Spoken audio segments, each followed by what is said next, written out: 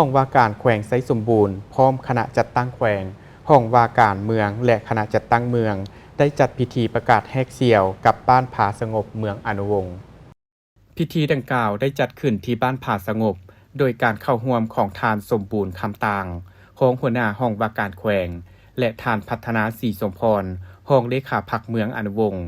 ทานโซลี่บัวลงเลขาพรรคบ้านนายบ้านผาสงบพร้อมด้วยภาคส่วนที่เกี่ยวข้องของแขวงและเมืองเข้าร่วมในโอกาสนี้ทานโซลี่บัวลงได้ให้รู้ว่าบ้านผาสงบมีเนื้อที่ทั้งหมด 4,800 กว่าเฮกตาร์มี450ครอบครัวพลเมือง 2,800 กว่าคนหญิง 1,300 กว่าคนมี3ชนเผ่าอยู่ร่วมกันคือเผ่าลาวเผ่ามงและเผ่ากุมุมีเนื้อที่ดินกว้างขวางและแม่น้ำหลายสายเหมาะแก่การปลูกฝังเลี้ยงสัตว์ประชาชนมีความดุมันขยันเพียรในการผลิตด้านกสิกรรมหัตถกรรมเส้นการปลูกฝังเลี้ยงสัตว์หยิบปักถักแซวและอื่นซึ่งเห็นว่าด้านเศรษฐกิจธุรกิจการบริการค้าขายโดยเฉพาะเวียกงานกสิกรรมปลูกฝังเลี้ยงสัตว์ก็เป็นขบวนการอย่างฟุดฟื้นจากนั้นก็ได้รับฟังการผ่านมติตกลงของคณะบริหารงานพรรคแขวงว่าด้วยการแบ่งความรับผิดชอบให้กับบรรดาแผนกการองค์การกรมกองของแขวง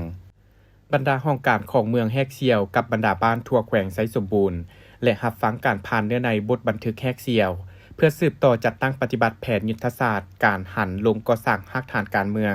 ติดพันกับการพัฒนาชนบทและแก้ไขความทุกข์ยากของประชาชนตาม4เนื้อใน4คาดหมายเพื่อหันเวียกงานก่อสร้างรากฐานการเมืองให้ใกล้ชิดติดแท้กับบ้านศึกษาอบรมการเมืองนำพาแนวคิดให้แก่ประชาชนบรรดาเผ่าให้มีความรับรู้เข้าใจต่อแนวทางนโยบายของพรรคกฎหมายของรัฐ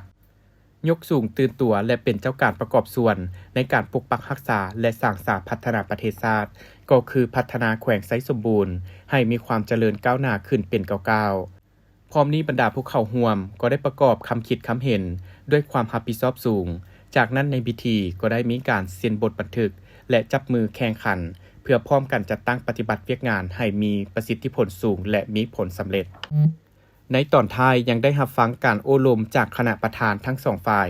โดยทานเรียกร้องมายังการจัดตั้งบ้านผาสงบจงพร้อมกันเอาใจใส่ศึกษาอบรมการเมืองแนวคิดให้ประชาชนภายในบ้านเข้าร่วมเวียกงานรวมของบ้านประกอบส่วนเวียกงานป้องกันชาติป้องกันความสงบเพื่อให้บ้านมีความสงบสุขโดยพื้นฐานและให้พร้อมกันสร้างสรรค์พัฒนาเศรษฐกิจโดยเฉพาะแมนยูแฮงการผลิตเป็นสินค้าเป็นต้นแมนการปลูกฝังเลี้ยงสัตว์การบริการแลนอื่นเพื่อแก้ไขความทุกข์ยากของประชาชนให้ลดน้อยถอยลงเทื่อละก้าวเคียงคู่กันนี้ก็ให้ปลุกระดมประชาชนเป็นเจ้าการในการบัวระบัดรักษาเฮือนซานบ้านซองของตนให้มีความสะอาดจบงามให้กลายเป็นบ้านสะอาดสีเขียวและยืนยง